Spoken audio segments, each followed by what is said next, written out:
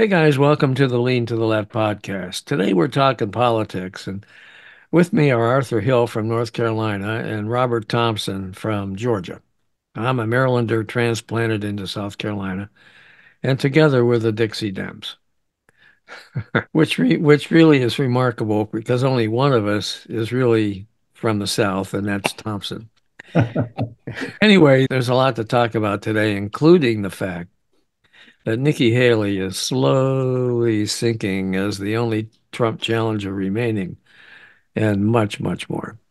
In Georgia, they're still trying to discredit prosecutor Fannie T. Willis and the Trump election tampering case. And nationally, Republicans are jumping all over none other than entertainer Taylor Swift with some crazy conspiracy theories. And you know what? Locally here in South Carolina, the 22-year-old political director for the South Carolina Republican Party and her mother had been arrested by the local cops for assaulting somebody in a bar. And it's a bar owned by the mother, Michelle Estep, which Bob, where's my drink? I need a drink in the middle of all this. I'm telling you what, I mean, you can't make this stuff up. No. These Republicans are really something, man. So anyway, where was I? Arthur Hill is vice chair of the Brunswick County, North Carolina Democratic Party. And Robert Thompson is based in Atlanta, and he founded Peach News Now and its opinion podcast, Got GOT, Damn Liberals.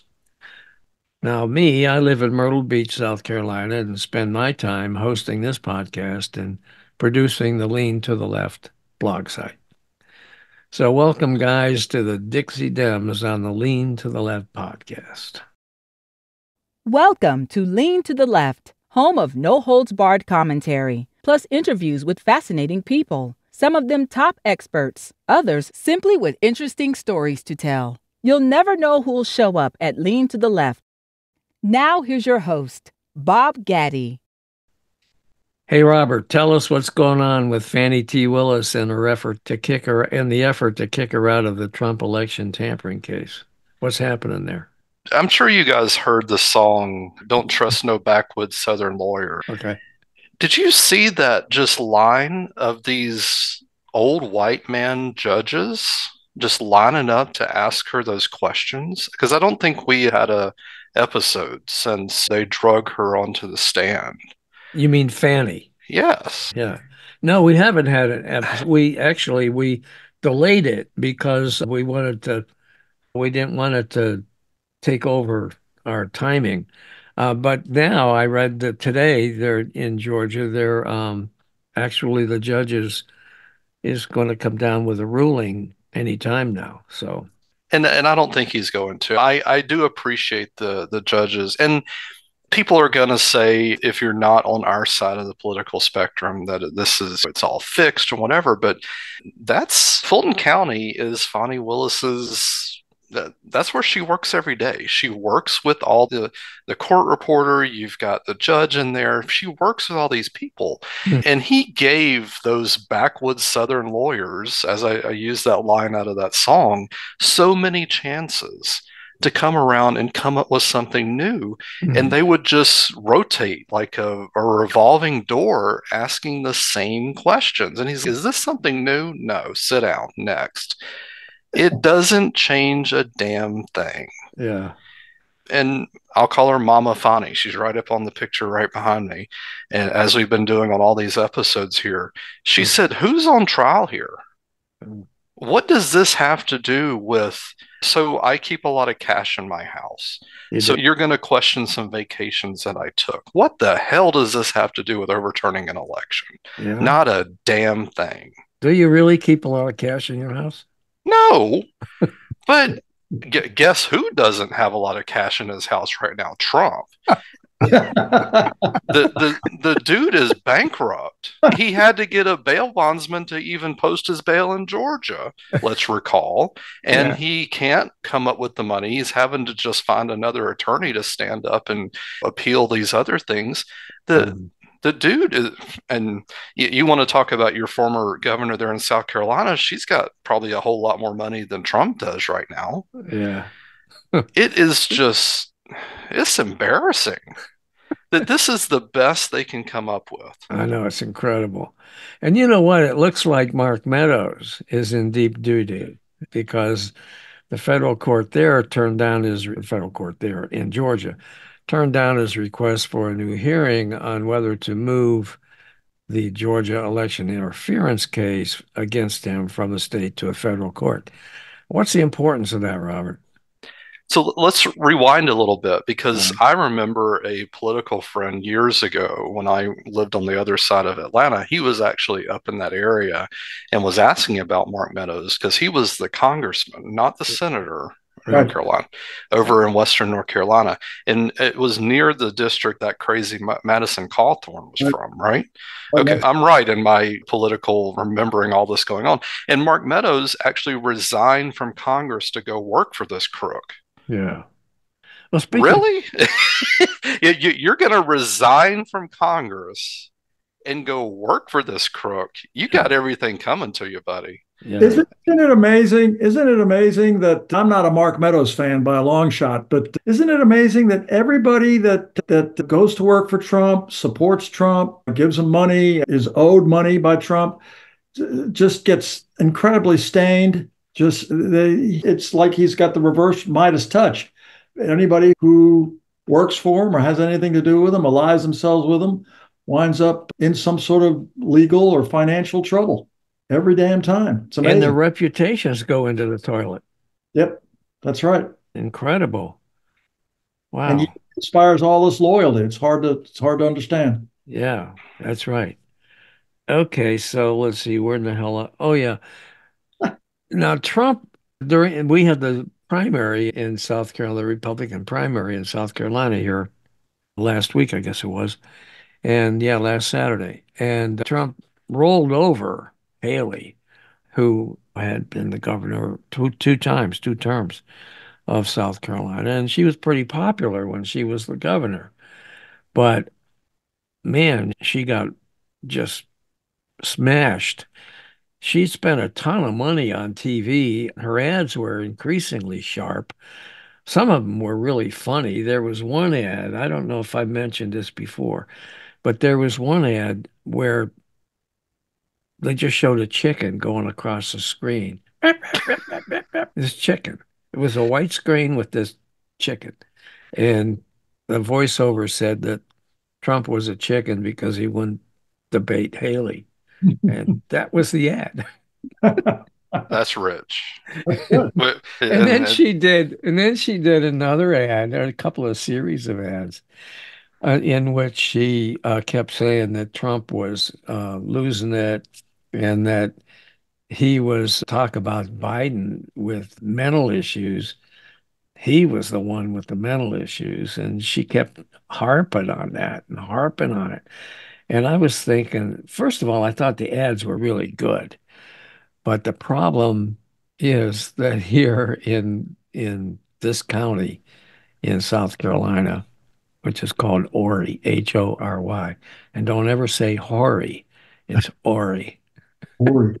Yeah, the locals don't like it if you call it Horry. What Horry? I was about to say, with a W. But yeah. Okay. I've got a theory. I think Nikki Haley still has a shot. Do you? And this is how it could work. Okay. Let's say that pick a trial, pick a case, and let's say that Trump loses.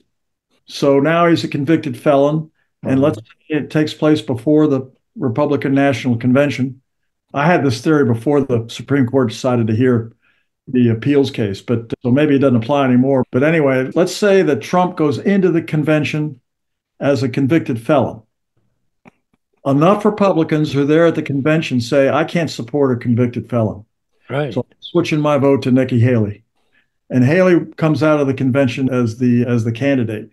And I think that's bad news for Democrats because I think Nikki Haley has a much better shot at beating Biden than Trump does. Yeah, I agree with that 100%. And I think that scenario could play out. You just don't know. I interviewed a guy the other day, a lawyer who wrote a book about the Trump cases, and the guy thinks that Trump may cop a plea. He may actually cop a plea, which would include a prohibition against him ever running for public office. And man, if that happens, the Republicans are they're just thrown into total disarray. And Haley would look really good at that point. And the comments she's been making in the last since New Hampshire, when she finally turned against Trump, are, I think, a setup for just that kind of eventuality. Yeah, how about this quote? Speaking of Trump, from Haley. He is unhinged. He is more diminished than he was, just like Joe Biden's more diminished than what he was. Now, that just puts it right into context of what her approach is these days. I'm more diminished than I was. Yeah, well, Everybody. me too, especially. Hell, I can't even. But what else has she got to do? Yeah. But just be a thorn in his side. Yeah. The question is, how much money does she have and how much money can she continue to raise? There's speculation here locally that she's going to have trouble raising more money the more she loses in these primaries. And she got crushed again in Michigan. You just don't know. But like you say, if all this, if Trump is convicted of at least one felony, and there's 91 charges against him, 91 felony charges against him. So if he gets convicted of one, then he no longer can even vote for himself. So here we would have a president or a presidential candidate for a major party, if you can call the Republican Party a major party anymore. Well, that's debatable. Yeah, but you would have the candidate of the party in such a position that he's been convicted of a felony, at least one, and can't even vote. Now, you tell me that the Republicans, that any sane person, are Republicans sane? That's another issue.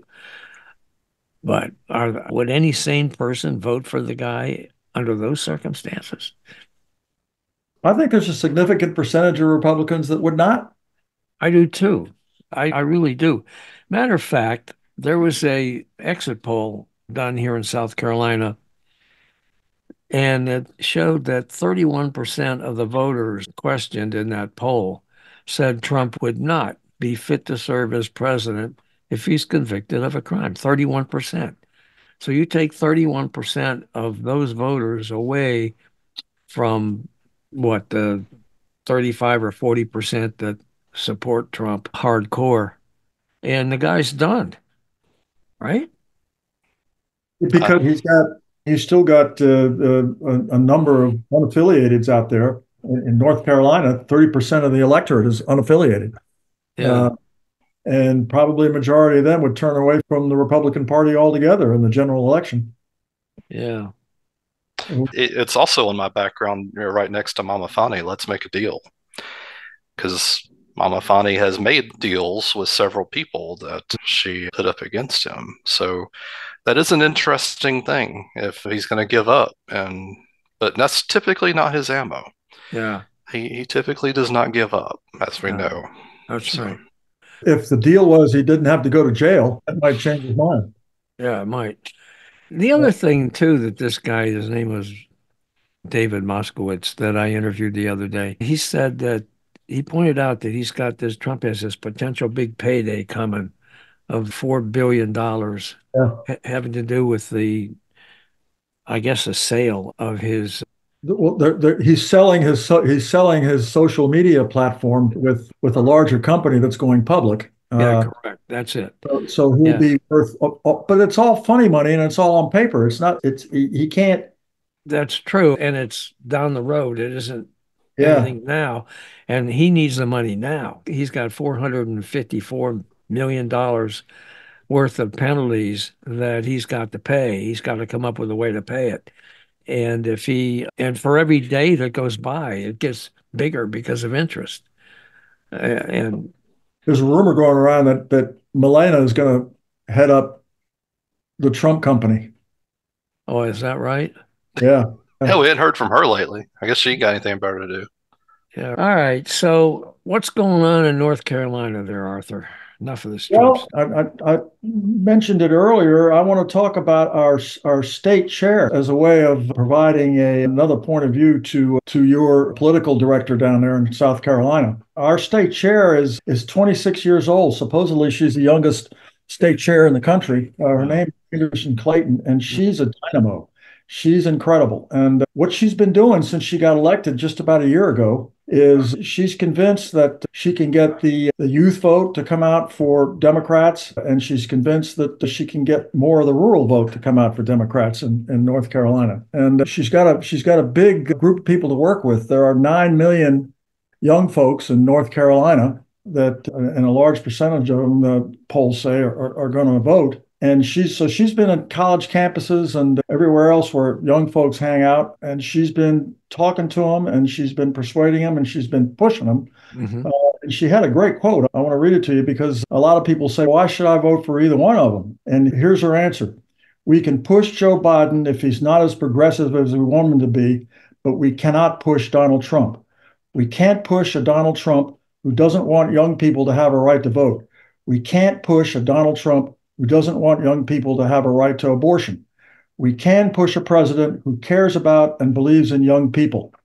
And she's full of those kinds of quotes. She's a tremendous orator, and she's creating a lot of excitement up here. And I think it's going to bode well for the Democrats in North Carolina in November. I think she's doing a great job. That's freaking incredible. She's 26.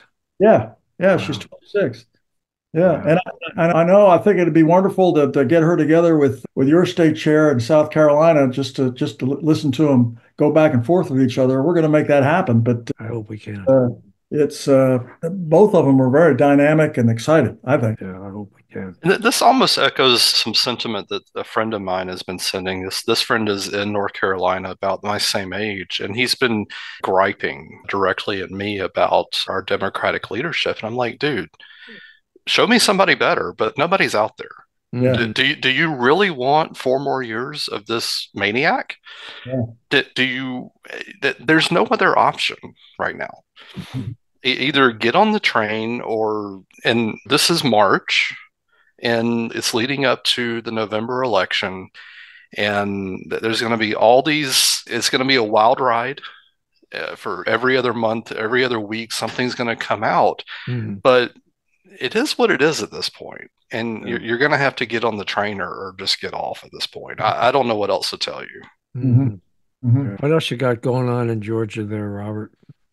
Yes, you did publish, and thanks for your skills, because you did a bit of wordsmithing for me. This guy, Barry Loudermilk, and the other Republicans here in Georgia, we have, 13 or 14 in our delegation, and most of them are Republican that get sent up to D.C. And this guy, Barry Loudermilk, is a career politician, Republican, Yeah. and he gerrymandered me into his district, and we moved out of his district, and the Georgia districts just got rewritten one more time, and for whatever reason, they made his district a little bit easier for him to win for whatever reason. And maybe that's for some of the reasons that we're going to talk about. But I was curious before we went to record today. I'm going to list out some of his corporate donors that are still giving him money: Walmart, Visa, Cox Communications, TD Bank, Coca-Cola, Toyota, Home Depot, State Farm, and more.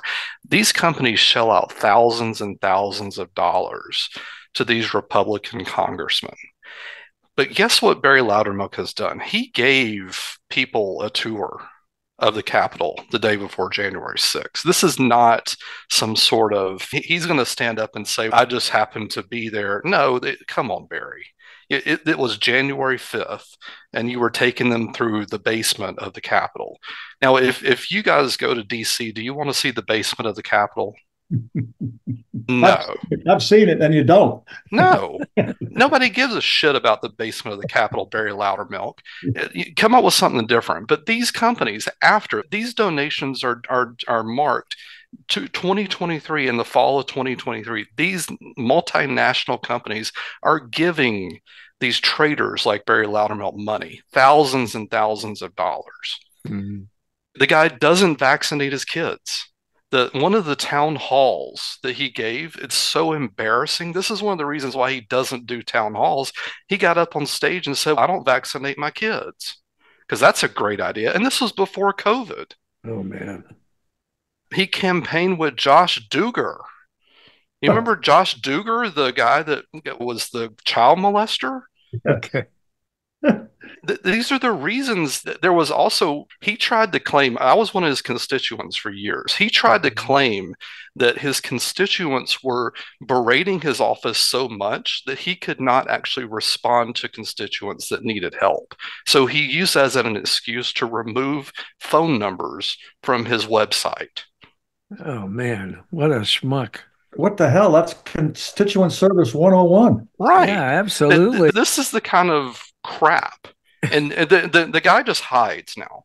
But they had Georgia Republicans have made his district even safer to win. It's Georgia District 11. Yeah. It used to go into Fulton County. They know that is all blue now. So now he's been pushed up to part of Cobb County. It's safer to win. Now, Antonio Daza, unfortunately, was going to try to run again. I did see that he pulled out. It looks like nobody is going to even run against Barry at this point. Mr. Daza raised 5%. So if you take the total pot of money that Barry raised and still has in his coffers, I guess to run against nobody now, Mr. Daza raised 5% of that. Antonio Daza, he was like an immigrant. He was from Venezuela. So in other words, if Loudermilk had raised $100,000, Barry Gaza raised 5,000 of that. But yet the Democrat, he got 37% of the vote.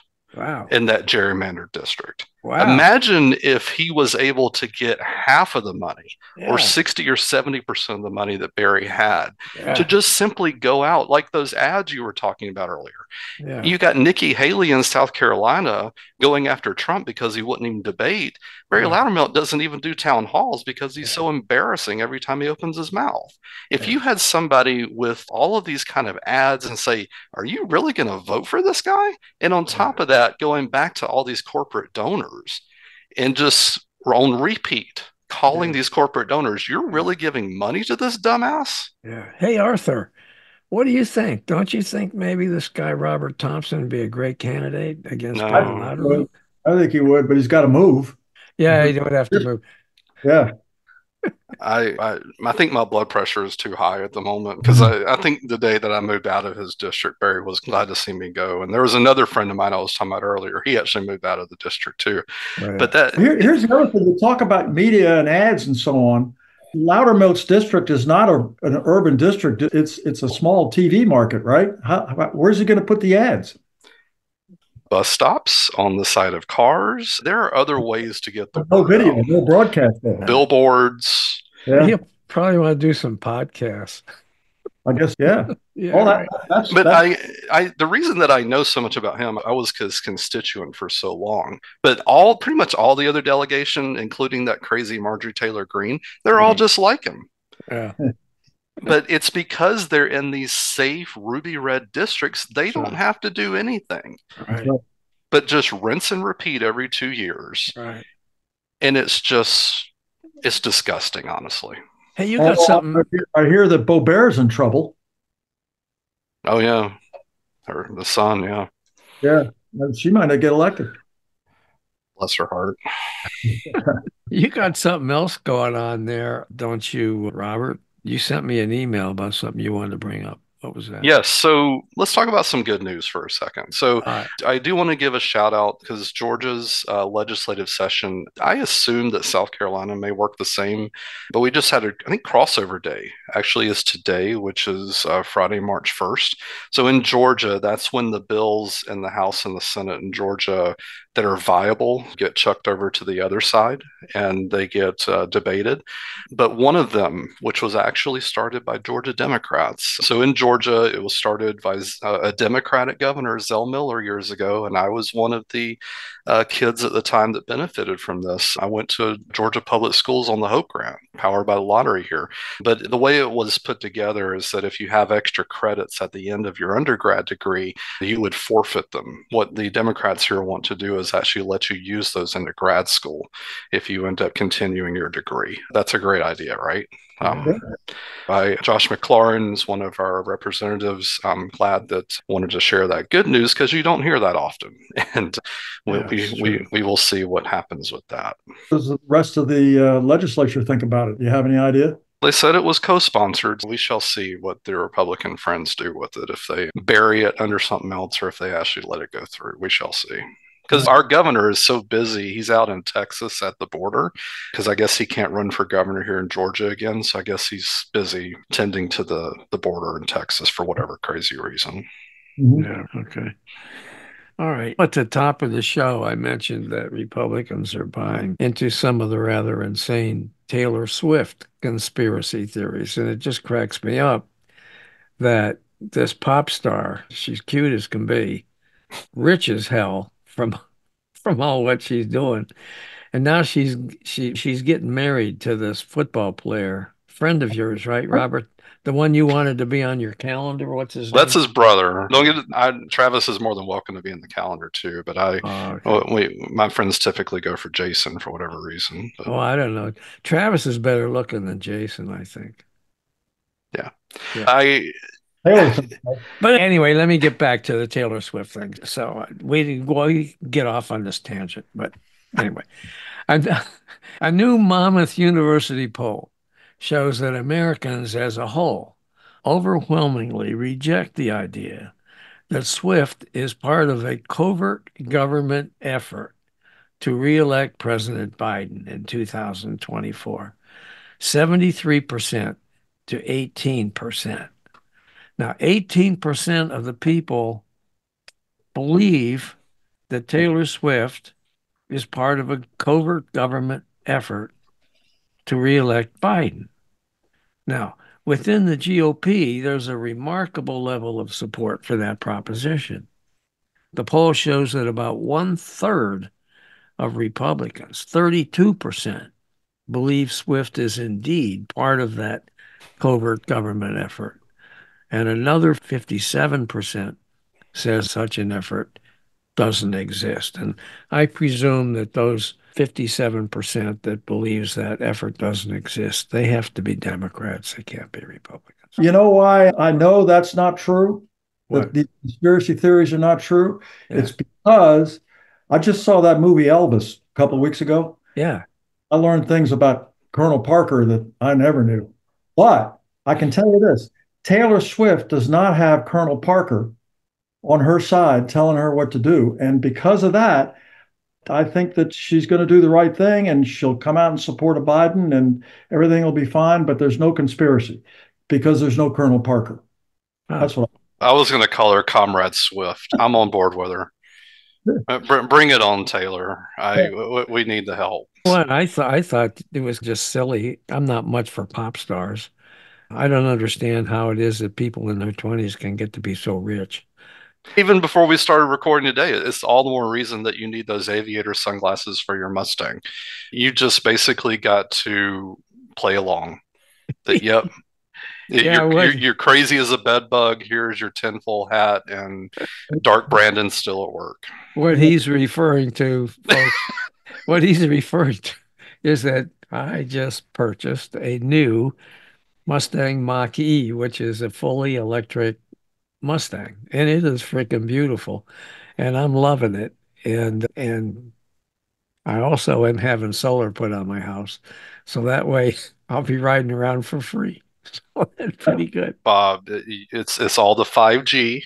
You've been in. It was all the COVID vaccination. It's all flowing through your blood. It's all coming full circle. That's true. Okay. And you know what? I forgot one thing, and that is that Mitch McConnell has just announced that he's stepping down in November as Republican leader in the Senate after serving there for I don't know how many centuries. So what do you guys think about that? I see that Senator John Thune of South Dakota, now the minority whip, is considered to have the inside track, but a bunch of other people are throwing their hats in the ring, so to speak. And what was also around the same time was Miss Ronna McDaniel. She's bailing after Super Tuesday as well. So what else do they know? yeah, but it's going to be run by the Trumpers, right? I guess. But I think that they're just shaking their heads and they're seeing all these people getting indicted, and they're like, I'm out, folks. This is not for me. I don't feel like, I mean, because Ronna McDaniel, she's maybe slightly older than me. She's got a lot more years on her. She's no, I it ain't worth it with you crazy people. I'm out of here. And just to clarify things for Robert, I think he told me he's 45. Is that right? 44 this month. Yeah. 44 this month. Matter of fact, he's going on a fancy cruise to celebrate his birthday, which I think is very nice. Well, that's nice. That's Yeah. nice. So anyway, I think we need to wish Robert a happy birthday. Thank I you. don't know. You want to break into song, Arthur? No, Oh no, God. I don't, but I do. Okay. You don't have to. You know what I would prefer though? What? Usually when it's somebody's birthday, there is a YouTube video of Dolly Parton singing "Happy Birthday," so we'll just insert that here. Oh, So I can do that. Or maybe we could get the Marilyn Monroe version of singing "Happy Birthday" to JFK. How about that? that even There works you even go. better. Yeah. That way Arthur doesn't have to sing karaoke.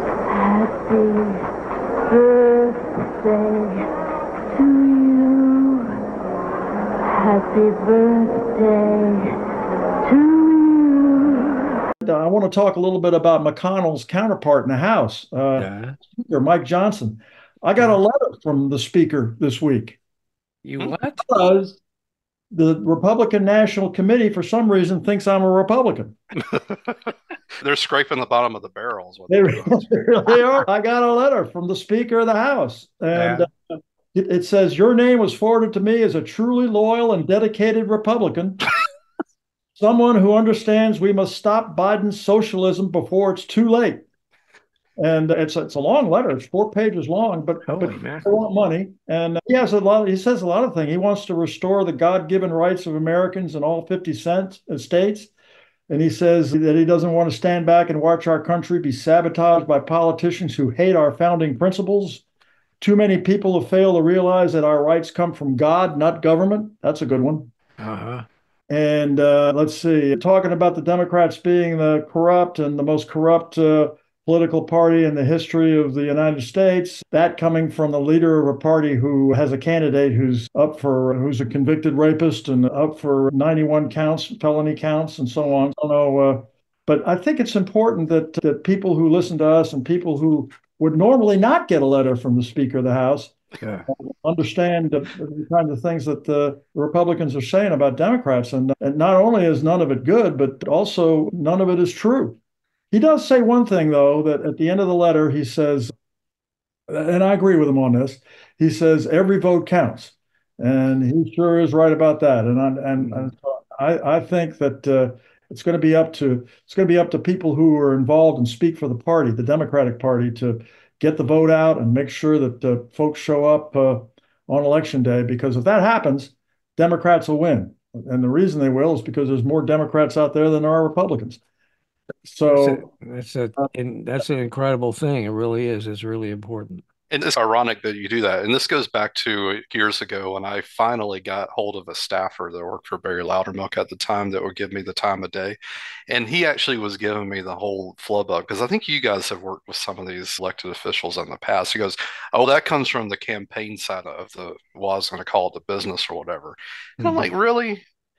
So that letter literally said from the Speaker of the House, right? yeah, he signed it.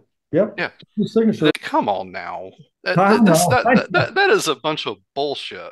They try to dance this line. That came from the campaign side. That's not official bullshit. Well, but the thing that these elected office holders, particularly the ones in D.C., they don't write anything. No. They don't write their campaign material. They don't write their speeches. They don't write. No. They don't write the statements on the floor. They don't write their press release. They don't write anything. They don't write the letters. I worked on the Hill. I used to do it. Yeah, Even Bob helps me write. Thank God. That's right.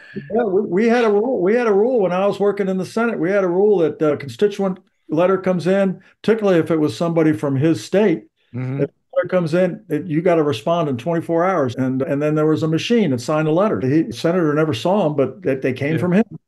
And also he said this is a republic, not a democracy. The Oh, two God. congressmen that I worked for, they were too cheap to get the machine. So I had to forge their names. I cannot tell you how many hundreds of constituent letters that I signed for two different members of Congress. Oh, God. Well, as long as you didn't sign any of his checks, I think you're okay. And I'm sure some of those people probably framed those letters because it was signed by the congressman. Yeah, If only right. they knew. Oh man, life is good, isn't it? Mhm. Must be nice. Yeah. You guys got anything else going on you want to talk about? That's plenty. I'm ready for happy hour. I know that. Yeah, me too. Yeah, I hope you enjoyed this Lean to the Left video and that you found it interesting and informative. Please come back on a regular basis and check out our interviews with guests on topics that focus on progressive politics and the important social issues of our time. Our interview shows stream on Mondays and sometimes Thursdays, and you can check out upcoming shows, guests, and topics at podcast.leantotheleft.net. And you can subscribe to our interview version there and to our video shows here at YouTube. And follow us on social media, Twitter at LeanToTheLeft1, Instagram at LeanToTheLeft1, TikTok at LeanToTheLeft, and LinkedIn at Bob Gaddy. Now, I hope you'll support Lean to the Left too, so we can keep things going. Just click on the Donate tab at the top of the leantotheleft.net homepage and contribute by buying me a cup of coffee. That'll really help and would be much, much appreciated. Now, this is Bob Gaddy signing off for Lean to the Left. Thanks for sharing your time with us.